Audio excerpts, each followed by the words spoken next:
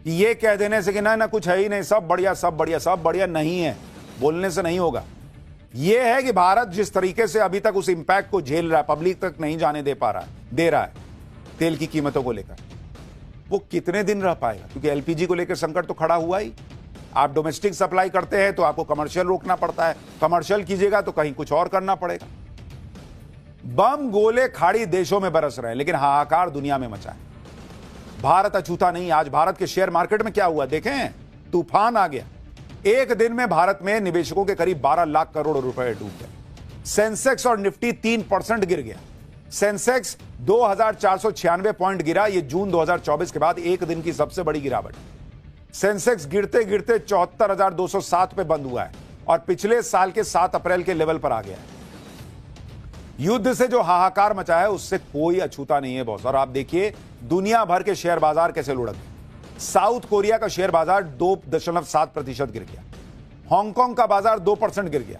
Australia में almost 2% की गिरावट है। ताइवान में भी 2% की गिरावट है। जापान का शेयर मार्केट तो ऑलमोस्ट 3.5% गिर गया है। जर्मनी भी 3% के करीब की गिरावट देख रहा है। तो लोगों का पैसा बहा जा रहा है भाई।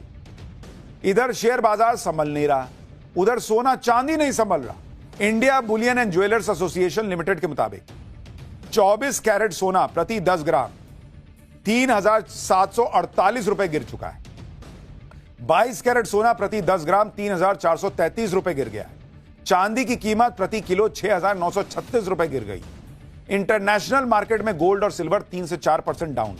वैसे तो युद्ध के माहौल में सोना चांदी के दाम आमतौर पर बढ़ जाते हैं, लेकिन अभी जिस तरह से महंगाई बढ़ रही है, ऑयल के दाम बढ़ रहे हैं, उससे लोग अभी गोल्ड और सिल्वर में पैसा लगाने से बच रहे हैं और जो कैपिटल है वो एनर्जी मार्केट की तरफ मूव हो रहा है। युद्ध का असर दुनिया भर में भारत से होने वाली मेडिसिन सप्लाई पर भी पड़ रहा है। दवाओं के माफ कीजिएगा, दवाओं के होलसेल प्राइस 10 से 15% बढ़ गए। रॉ मटेरियल की कीमत केवल 8 दिन में 20 से 60% बढ़ गई है। शिपिंग कॉस्ट 3 से 5 गुना हो चुका है। और कुछ दिन यही सब चला तो तेल गैस के साथ साथ दवाओं के लिए हाहाकार मचेगा। युद्ध के वजह से सेमीकंडक्टर इंडस्ट्री हिली हुई है। यूरोप के देश ज्यादा पैसे देकर एशिया से सेमीकंडक्टर मंगा रहे हैं। इसके अलावा हीलियम गैस की भी कमी देखने को मिल रही है, क्योंकि हीलियम गैस नेचुरल गैस से ही बनती है। यह एलएनजी का बाई प्रोडक्ट है। भारत में एलएनजी की कमी से इंडस्ट्री लेवल पर किस तरह की मुसीबत मंडरा रही है वो गुजरात के मोरबी में देखने को मिला। मोरबी की सिरेमिक इंडस्ट्री पर बड़ा असर पड़ा है, क्योंकि सिरेमिक आइटम जैसे टाइल्स, सैनिटरी वेयर और पॉटरी जैसे प्रोडक्ट को हाई टेम्परेचर पर भट्टी में तपाना पड़ता है। इसलिए यह इंडस्ट्री बिना गैस के नहीं चल सकती। सिरेमिक एसोसिएशन के मुताबिक अब तक 100 यूनिट बंद हो चुकी हैं। अगर गैस की किल्लत का यही हाल रहा तो अगले 4 से 5 दिनों में 400 यूनिट का शटर डाउन हो सकता है। गुजरात गैस ने जिन यूनिट्स को 50% गैस की सप्लाई की इजाजत दी थी वो भी कल तक बंद हो सकती हैं, कहा जा रहा है। और इसलिए जब हम पाठशाला में बार बार कहते हैं कि पेट्रोलियम मंत्री जी ये मानिए कि देश में समस्या है, तो इसीलिए कहते हैं बॉस, खाली घर में चूल्हा जल जाएगा, आप डोमेस्टिक एलपीजी की सप्लाई कर दीजिएगा, लेकिन एक साइकिल ना चलता है बॉस। कहीं होटल बंद होगा तो वहां जो काम करते हैं, वहां जो सामान लेके आता है, वहां जो बर्तन धोता है, वहां जो वेटर है, तमाम तरह के लोग हैं जो स्विगी जोमेटो से सप्लाई करते हैं, सबकी नौकरी पर असर नहीं पड़ेगा, इंडस्ट्री पे असर नहीं पड़ेगा। और जब कमाएगा ही नहीं तो घर में एलपीजी से पे पका के खाएगा क्या? क्योंकि खाने पीने की भी चीजें महंगी होंगी, इसका अलग डर सता रहा है। सिरेमिक इंडस्ट्री से जुड़े पेपर मिल, पैकेजिंग और ट्रांसपोर्ट कंपनियों में भी अलग हाय तौबा मची है, क्योंकि ना प्रोडक्शन हो रहा है ना एक्सपोर्ट। इस वजह से इस सेक्टर में काम करने वाले मजदूरों के रोजी रोटी का सवाल खड़ा हो गया। और यह तो एक उदाहरण बता रहा हूं, और यह दुनिया भर में हो रहा है, खाली भारत की बात नहीं है बॉस। ये भारत का पैदा किया हुआ संकट नहीं है, हम फंस गए हैं इसमें, हम फंस गए हैं इसमें, दुनिया फंस गई है इसमें। और उस सन की ट्रम्प की वजह से कब निकल पाएंगे कुछ नहीं कहा जा सकता, क्योंकि उन्हें अपनी इज्जत की पड़ी है। मार खाते हैं, निकलने का रास्ता ढूंढ नहीं पाते हैं, तो सोचते क्या करें कि कैसे निकलें। कुछ दिखता नहीं तो और मारने पे आते हैं, और मारते हैं। ईरान कहता है लो हम भी और मारते हैं। ये मारा मारी में हम मर रहे हैं बॉस, क्या कीजिए, चल रहा। पाठशाला में अगला चैप्टर, होली में हत्या, ईद तक बवाल। दिल्ली के उत्तम नगर में ऐसा क्या हुआ कि भयंकर फोर्स लगानी